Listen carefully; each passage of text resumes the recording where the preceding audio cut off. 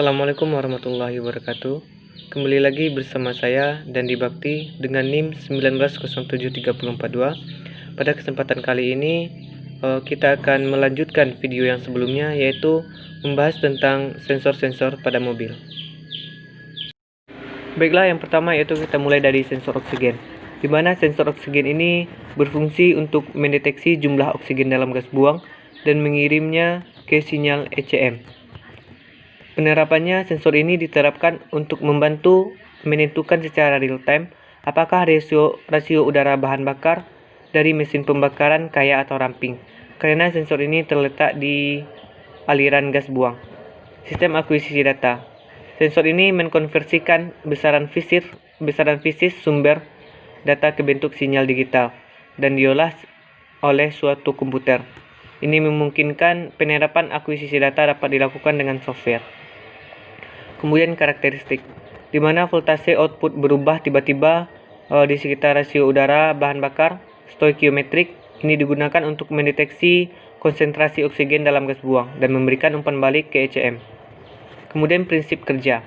Sensor ini terpasang sebelum catalytic converter, biasanya disebut dengan sensor nomor 1. Sedangkan sensor yang terpasang setelah TWC disebut dengan sensor nomor 2. Heater atau pemanas pada sensor ini dikontrol oleh ECM. Pada saat volume udara intake rendah, arus mengalir ke heater untuk memanaskan sensor, untuk memfasilitasi akurasi deteksi konsentrasi oksigen. Kemudian identifikasi sensor oksigen. Setelah kita melakukan identifikasi, maka dapat disimpulkan bahwasanya hal-hal yang menyebabkan kerusakan pada sensor oksigen adalah diantaranya endapan karbon hasil pembakaran yang menempel pada sensor. Posisi sensor ini biasanya berada di bagian pipa knalpot. Jika sensor ini rusak, maka ECU akan menyalakan lampu check engine untuk memberikan peringatan pada pengemudi. Kemudian sensor VPS atau vapor pressure sensor, di mana sensor VPS ini berfungsi untuk mengukur tekanan uap dalam sistem kontrol emisi evaporatif. Sensor ini disebut juga dengan sensor uap. Untuk penerapannya, sensor ini terletak di tangki bahan bakar dekat rakitan tabung arang atau di lokasi terpencil. Sistem akuisisi data. Sensor ini menggunakan chip silikon dengan tekanan referensi yang dikalibrasi di satu sisi chip. Sisi lain chip terkena tekanan uap. Perubahan tekanan uap menyebabkan chip melentur dan memvariasikan sinyal tegangan ke ECM. Sinyal tegangan keluar tergantung pada perbedaan antara tekanan atmosfer dan tekanan uap. Untuk karakteristik vapor pressure sensor ini, saat tekanan uap mulai naik, maka tegangan outputnya akan semakin besar. Kemudian prinsip kerja. Sensor tekanan uap datang dalam berbagai konfigurasi. Ketika sensor VPS dipasang langsung pada rakitan pompa bahan bakar, tidak diperlukan selang. Untuk lokasi terpencil mungkin ada 1 atau 2 selang yang terhubung ke sensor VPS. Jika sensor VPS menggunakan 1 selang terhubung ke tekanan uap. Dalam konfigurasi 2 selang, 1 selang terhubung ke tekanan uap, selang lainnya terhubung ke tekanan atmosfer. Selang-selang ini harus terhubung ke port yang tepat. Jika terbalik, DTC akan ditetapkan. Lalu sensor BPS atau kita sebut dengan barometric pressure sensor, di mana sensor BPS ini berfungsi untuk memeriksa tekanan udara. Penerapannya, sensor ini merupakan sebuah sensor sistem pintar atau cerdas yang berbasis HP03 yang mampu mengukur besaran tekanan dan suhu udara di sekitar sensor tersebut. Sensor ini membutuhkan daya 4,5 sampai 5,5 volt DC dan pengukuran tekanan udara adalah 300 HPA sampai dengan 1100 HPA dengan resolusi 0,1 HPA. HPA itu bisa disebut dengan hektopascal, di mana 1 hektopascal sama dengan 1 milibar. Akurasi pengukuran tekanan udara adalah 1,5 HPA. Kemudian sistem akuisisi data. Jika sensor ini mendeteksi keadaan tekanan, maka input PI dan NI menutup kontak tekanan dan dikonversikan oleh ADC. Karakteristik sensor barometric pressure adalah sensor yang digunakan untuk mengukur tekanan udara berdasarkan ketinggian tempat dan menggunakan semikonduktor. Barometric pressure sensor umumnya diletakkan berdekatan dengan intake air temperatur sensor. Berikutnya yaitu sensor ECT atau Engine Cooling Temperature atau disebut juga dengan sensor suhu. Di mana sensor suhu ini berfungsi untuk mengukur suhu pendingin mesin pembakaran dalam. Pembacaan dari sensor ini kemudian kembali ke ECU yang menggunakan data ini untuk menyesuaikan injeksi bahan bakar dan waktu pengapian. Pada beberapa kendaraan, sensor juga dapat digunakan untuk menyalakan kipas pendingin listrik.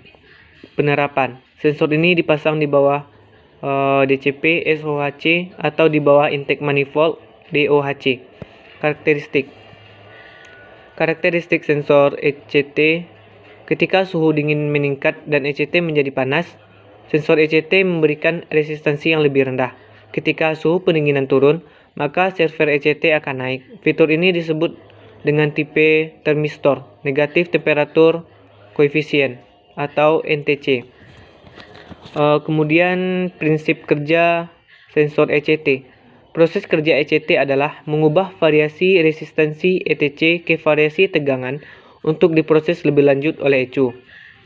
Kemudian ECT terhubung dalam rangkaian yang memiliki tegangan referensi di atas 5 volt pada saat mesin dingin dan pada temperatur sekitar 20 derajat Celcius.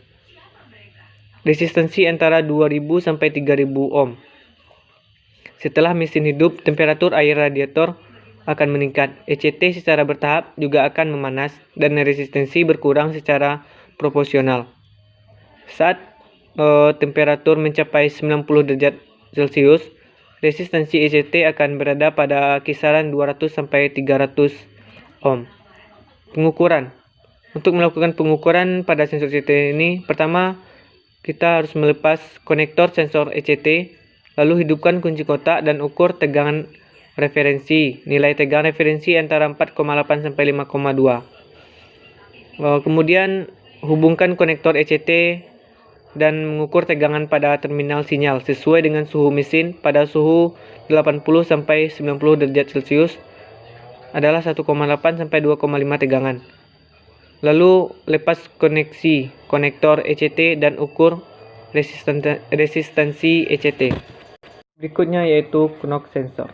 Knock sensor merupakan salah satu sensor yang ada pada mesin injeksi EV, di mana knock sensor ini berfungsi untuk mendeteksi jika terjadinya knocking, getaran atau ketukan pada mesin. Penerapan. Knock sensor ini tertanam pada blok silinder, merupakan sebuah sensor ketukan. Sensor knock ini merupakan sensor ketukan. Adalah perangkat tegangan rendah yang memproduksi atau mendeteksi getaran mesin yang berbahaya di dalam kendaraan dan alert on board komputer untuk mengambil tindakan yang diperlukan. Pada upaya mengontrol waktu pembakaran, ECU dibantu oleh knock sensor saat mesin menggelitik. Karakteristiknya, sensor ini menggunakan sensor piezoelektrik atau accelerometer dan menggunakan proximity probes. Kemudian prinsip kerja.